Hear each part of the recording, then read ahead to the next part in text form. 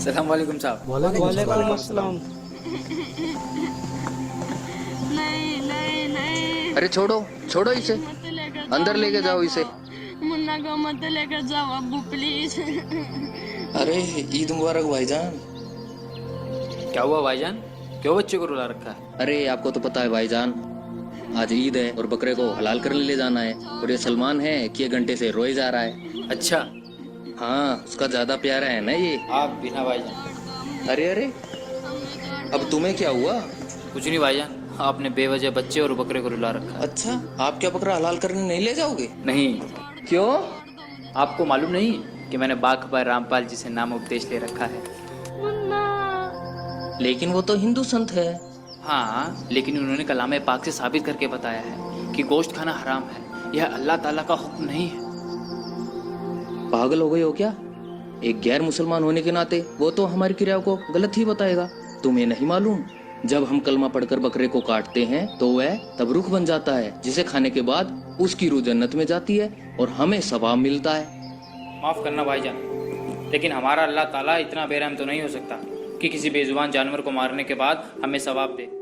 अब्दुल, ये कैसी बातें कर रहा है तू? तो सही तो कह रहा हूँ भाईजान। यदि कलमा पढ़ते हुए बकरे की गर्दन काटने के बाद उसकी रूह जन्नत में जाती तो क्यों न हम अपनी और अपने बच्चों की गर्दन भी कलमा पढ़ते हुए कटवा देते, क्योंकि कहीं ना कहीं हमारा मकसद भी तो जन्नत में जाना है। ये क्या बकवास कर रहे हो तुम? देखो सबीर भाईजान, हम हर साल ईद के दिन इन मौलाना और काजियों के बहकावे में आकर ना जाने कितने बेजुबानों का कत्ल कर देते हैं और गुनाह के भागीदार हो जाते हैं। क्या हुआ समीर? देखो ना भाईजान, ये अब्दुल क्या बोले जा रहा है। कह रहा है गोश्त खाना हराम है। अबे पागल हो गया क्या अब्दुल? सही कहते हो भाईजान, जब तक मुझे कुरान शरीफ का इल्म नहीं था ना, तब तक मैं पागल ही था। तेरे कहने का मतलब क्या है? लगता है तू भूल गया है, तू एक मुसलमान की औलाद है। अब्दुल, तुझे किसी ने बहकाया है? मैं अभी मौलाना साहब को बुला के लाता हूँ। भाईजान, मुझे तो लगता है काफिर हो गया है। सही कह रहे हो भाईजान। माफ करना भाईजान, लेकिन ये जो हिंदू मुस्लिम की दीवार है ना, यही हमें अल्लाह ताला से लग रखे हुए है। बाखबर रामपाल जी कहते हैं कि जीव हमारी जाति है और मानव धर्म हमारा। हिंदू मुस्लिम सिख ईसाई धर्म नहीं कोई न्यारा। बकवास बंद कर अपनी, मजहब छोड़ के काफिर हो गया है तू। नहीं भाईजान, मैंने अपना मजहब नहीं छोड़ा। हाँ, मेरे मजहब में जो गलत चीजें थी, जो गलत इबादत थी, वो मैंने छोड़ दी है। बेटा, तुम्हें मजहब के बारे में किसी ने गलत बताया है। तुम मुसलमान हो, मजहब की इज्जत करना सीखो। जनाब, मैं मुसलमान की इज्जत करता हूँ, लेकिन मुसलमान का मतलब होता है मुसल्ले ईमान, जो अपने ईमान पर रहे। और आज का मुसलमान गोश्त खाता है, तंबाकू खाता है, झूठ बोलता है, और तो और मजहब के नाम पर बेजुबानों का खून तक बहा देता है। फिर बात करते हैं मजहब की। क्या यही आज का मुसलमान है? बस बहुत होगी तेरी बकवास। रुक, तू अभी रुक रुक। आज तो इसको छोड़ूंगा ही नहीं।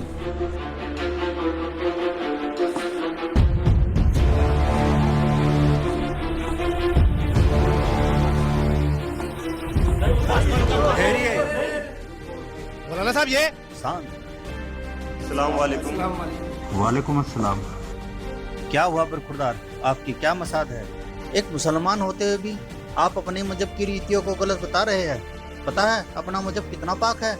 मजहब तो सभी पाक है मौलवी साहब, बस इन मजहब के मानने वालों ने इसकी हमें गलत इल्म दी है, जिसे अब हम सबको मिलकर ठीक करना है। हम सब एक अल्लाह के बंदे हैं और अल्लाह को पाने का रास्ता भी एक ही है। इसलिए हिंदू हो या मुसलमान, सिख हो या ईसाई, सबके सब बाखबर रामपाल जी से जुड़कर अपनी पाक किताबों का इल्म लेकर सच्चे अल्लाह की इबादत कर रहे हैं। तो क्या तुमने अपने दिन को छोड़ दिया? नहीं मौलाना साहब, शायद आप गलत समझ रहे हैं। मैंने मुसलमान दीन को नहीं, बल्कि मुसलमान दीन में जो फैला हुआ अजाब है उसको छोड़ा है। मौलाना साहब, ये कहता है बेजुबानों का कत्ल क्यों करते हो और गोश्त खाना हराम है।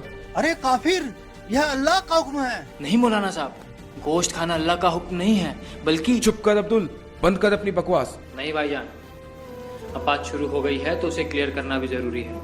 मौलाना साहब, अल्लाह ताला ने 6 दिन में कायनात बनाई और 7वें दिन जाकर तख्त पर बैठ गए।